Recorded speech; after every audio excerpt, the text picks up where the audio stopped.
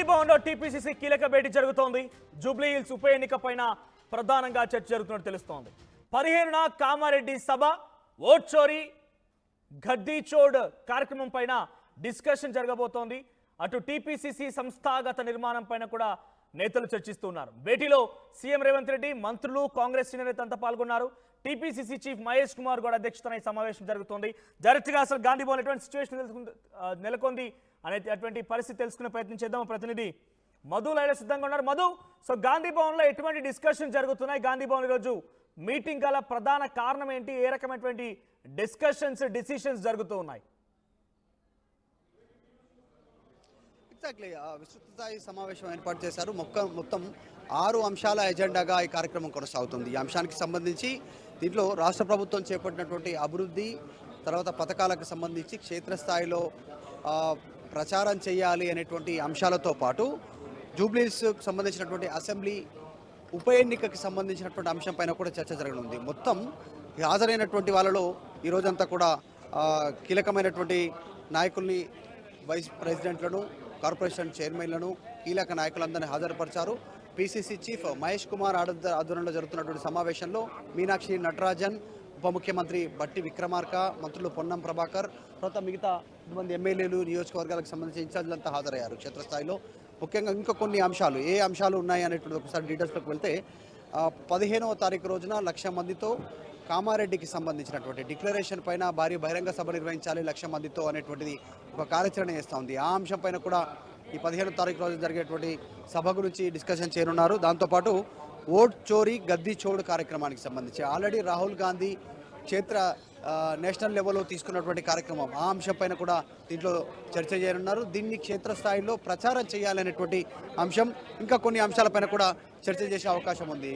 ఓవరాల్గా రాష్ట్ర వ్యాప్తంగా కాంగ్రెస్ పార్టీకి సంబంధించినటువంటి సంస్థాగతంగా క్షేత్రస్థాయిలో నిర్మాణం చేపట్టాలి, వచ్చేటువంటి స్థానిక సంస్థల ఎన్నికలపైన కూడా దృష్టి పెట్టాలనే ఆలోచన చేస్తున్నట్టుగా తెలుస్తూ ఉంది. అన్నిటికంటే ముఖ్యంగా జూబ్లీహిల్స్ ఉప ఎన్నికకు సంబంధించినటువంటి విషయంలో చర్చ చేయనున్నట్టుగా తెలుస్తూ ఉంది.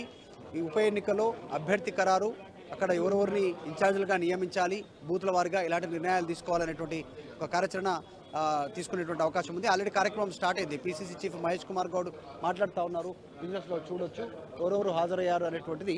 దాంట్లో మంత్రులు పొన్నం ప్రభాకర్, తర్వాత బట్టి విక్రమార్క, తర్వాత నియోజకవర్గాలకు సంబంధించినటువంటి చైర్మన్లు, డివిజన్ల వారిగా ఎవరెవరికైతే ఆహ్వానం ఉందో వారందరూ ఇక్కడికి వచ్చినటువంటి విజువల్స్ లైవ్లో చూస్తూ ఉన్నాం కార్యక్రమానికి సంబంధించి. సో మొత్తానికి పీసీసీ ఆధ్వర్యంలో జరుగుతున్నటువంటి కార్యక్రమం పైన రేవంత్ రెడ్డి ఇచ్చినటువంటి సూచన మేరకు ఈ కార్యక్రమం చేస్తున్నట్టుగా తెలుస్తూ ఉంది. అయితే ఉప ఎన్నికలో ఏం జరగనుంది, జూబ్లీహిల్స్ ఉప ఎన్నిక పైన ఎక్కువగా చర్చించే అవకాశం కనిపిస్తూ ఉంది. రైట్ మధు, ఈరోజు ఆ డిక్లరేషన్లపై కూడా, కామారెడ్డి డిక్లరేషన్ పైన కూడా కామారెడ్డిలో సభ పెట్టాలని ఆలోచన చేస్తున్నారు. ఒకవైపు గవర్నర్ దగ్గర ఆర్డినెన్స్లు అన్నీ పెండింగ్లో ఉన్నాయి. పంచాయతీరాజ్ చట్టానికి సంబంధించి కానివ్వండి, మున్సిపల్ చట్టానికి సంబంధించి 50% నియంత్రణని ఎత్తివేశారు. సో ఏం జరగబోతుంది అనుకోవాలి? ఇప్పుడు ఎలక్షన్స్ ఈ సెప్టెంబర్ 31 ముగిసే అవకాశం, సెప్టెంబర్ 31 ఎలక్షన్స్ అన్నీ కూడా నిర్వహించబోతున్నారా స్థానిక ఎన్నికలకు సంబంధించి? అంటే హైకోర్టు తీర్పు ఉంది. యాక్చువల్గా సెప్టెంబర్ 30 లోపల ఎన్నికలు నిర్వహించాలనేటువంటిది. ఈ అంశం పైన ఆల్రెడీ ముఖ్యమంత్రి క్లారిటీ ఇచ్చే ప్రయత్నం చేశారు. న్యాయపరంగా ముందుకు వెళ్ళాలి అనేటువంటిది హైకోర్టులో అప్పీల్ చేయనున్నట్టుగా తెలుస్తూ ఉంది. ఒకవేళ హైకోర్టు యాక్సెప్ట్ చేయకపోతే సుప్రీంకోర్టు వరకు వెళ్ళాలి. దానికి రీజన్స్ ఇప్పటికే శాసనసభలో ఆల్రెడీ ఒకటి రాజకీయపరమైనటువంటిది, ఇంకోటి విద్యా ఉపాధికి సంబంధించినటువంటి బిల్లులు పాస్ చేసి రాష్ట్రపతికి దగ్గర పంపారు. అవి 2 పెండింగ్ ఉన్నాయి. తర్వాత 2018కి సంబంధించినటువంటి బీఆర్ఎస్ ప్రభుత్వం తీసుకున్నటువంటి నిర్ణయం 50% క్యాప్ ఏదైతే ఉందో దాన్ని ఎత్తివేస్తూ ఆర్డినెన్స్ తీసుకొచ్చి గవర్నర్కి పంపారు. అది పెండింగ్లో ఉన్నటువంటి సిచ్యువేషన్. దాని తర్వాత రీసెంట్గా జరిగినటువంటి అసెంబ్లీ సమావేశంలో 2018కి సంబంధించినటువంటి మున్సిపల్ చట్టంలో మార్పులు చేస్తూ 50% క్యాప్ ఎత్తివేస్తూ దాంట్లో రిజర్వేషన్ 42% రిజర్వేషన్ కల్పించడానికి మొన్న బిల్లు పాస్ చేశారు. అది కూడా గవర్నర్కి పంపారు. అది పెండింగ్ ఉంది. 2 గవర్నర్ దగ్గర, 2 రాష్ట్రపతి దగ్గర పెండింగ్ ఉంది. సో స్థానిక సంస్థల ఎన్నికల విషయంలో న్యాయపరంగానే ముందుకు వెళ్ళాలి. 42% రిజర్వేషన్ ఇచ్చిన తర్వాతనే స్థానిక సంస్థల ఎన్నికలకు వెళ్ళాలి అనేటువంటిది రాష్ట్ర కాంగ్రెస్ భావిస్తూ ఉంది. చివరిగా లాస్ట్ అస్త్రంగా ఒకవేళ సాధ్యం కాకపోతే మాత్రమే పార్టీ పరంగా 42% రిజర్వేషన్ ఇవ్వాలనేటువంటిది ఆలోచన. సో ఇదంతా చర్చించేటువంటి అవకాశం ఉంది. ప్రస్తుతానికి మాత్రం కాంగ్రెస్ పథకాలను క్షేత్రస్థాయిలోకి తీసుకెళ్లాలి, జూబ్లీహిల్స్ ఉప ఎన్నికకు సంబంధించినటువంటి అంశంపైన నిర్ణయం తీసుకోవాలి. ఎట్టి పరిస్థితుల్లో జూబ్లీహిల్స్ ఉప ఎన్నికలో గెలవాలి. ఈ ఎజెండాగా ఈ కార్యక్రమం టీపీసీసీ విస్తృత స్థాయి సమావేశం కొనసాగుతూ ఉంది. కామారెడ్డిలో జరిగేటువంటి బహిరంగ సభకు కూడా రాహుల్ గాంధీని, మల్లికార్జున ఖర్గేని, సిద్ధరామయ్యని, కర్ణాటక ముఖ్యమంత్రి సిద్ధరామయ్యని ఆహ్వానించాలి అనేటువంటి ఆలోచన కూడా చేస్తూ ఉన్నారు. దానికి సమాయత్తం జరుగుతూ ఉంది. ఇక మొత్తానికి ఈ పీసీసీ విస్తృత స్థాయి సమావేశంలో కీలకమైనటువంటి అప్డేట్ ఏదైనా ఉందా అంటే జూబ్లీహిల్స్ ఉప ఎన్నికకి సంబంధించి అభ్యర్థి ఎవరికి అవకాశం ఇవ్వాలి అనేటువంటిది.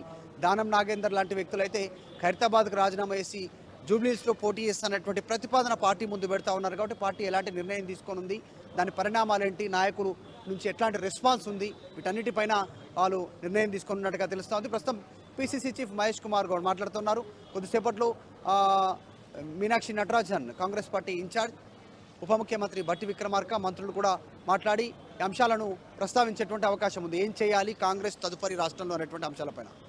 Right, thank you Madhu. So మొత్తం మీద టీపీసీసీ ఈరోజు కీలక భేటీ నిర్వహిస్తోంది. జూబ్లీహిల్స్ ఉప ఎన్నికల పైన 15వ తేదీన కామారెడ్డి జరిగినటువంటి ఆ సభ పైన, ఆ తర్వాత ఓట్ చోరీ అంశం పైన అటు రాహుల్ గాంధీ పోరాడుతుంటే ఇక్కడ కాంగ్రెస్ నేతలు కూడా పెద్ద ఎత్తున దాన్ని విస్తృతంగా తీసుకెళ్లిన ఒక ప్రయత్నం చేస్తూ ఉన్నారు. సో ప్రస్తుతానికి గాంధీ భవన్ వేదికగా టీపీసీసీ కీలక భేటీ జరుగుతోంది. మరి ఆ భేటీకి సంబంధించినటువంటి డిస్కషన్ బయటకు వస్తాయి, ఏ రకంగా నిర్ణయం తీసుకుంటారో చూడాలి. సో ఇటు రెండు ఆర్డినెన్స్లు కానివ్వండి, చట్టం చేసిన రెండు అంశాలు కూడా రిజర్వేషన్కి సంబంధించి పెంచేటువంటి ఆ పరిస్థితి లేదు. ఎందుకంటే గవర్నర్ దగ్గర పెండింగ్లో ఉన్నాయి, రాష్ట్రపతి దగ్గర పెండింగ్లో ఉన్నాయి రెండు అంశాలు కూడా. మరోవైపుగా పంచాయతీరాజ్ అండ్ స్థానిక ఎన్నికలకు సంబంధించి నిర్వహించాలన్నా కూడా పంచాయతీరాజ్ ఉన్నటువంటి 50% లిమిటేషన్ ఎత్తివేసి నిర్ణయం తీసుకున్నారు. అటు మున్సిపల్ చట్టాన్ని కూడా 50% నియంత్రణ ఎత్తివేసి నిర్ణయం తీసుకున్నారు. మరి ఏ రకంగా ఇంప్లిమెంట్ అవుతాయో చూడాల్సిన అవసరం అయితే ఉంది. సో 42% రిజర్వేషన్ ఇంప్లిమెంట్ అయితే తప్ప కాంగ్రెస్ పార్టీ ఎన్నికల్లోకి వెళ్ళే అవకాశం లేదు. ఒక లేని పక్షంలో ఇండివిజువల్గా పార్టీ పరంగా ఇస్తామంటున్నారు. మరి దాన్ని బీసీలు ఏ స్థాయిలో ఇంప్లిమెంట్ చేస్తారు, బీసీలు ఏ స్థాయిలో యాక్సెప్ట్ చేస్తారనే చూడాలి. అసలైన తొలి వెలుగు. ఫాలో వాట్సాప్ @తొలి వెలుగు official.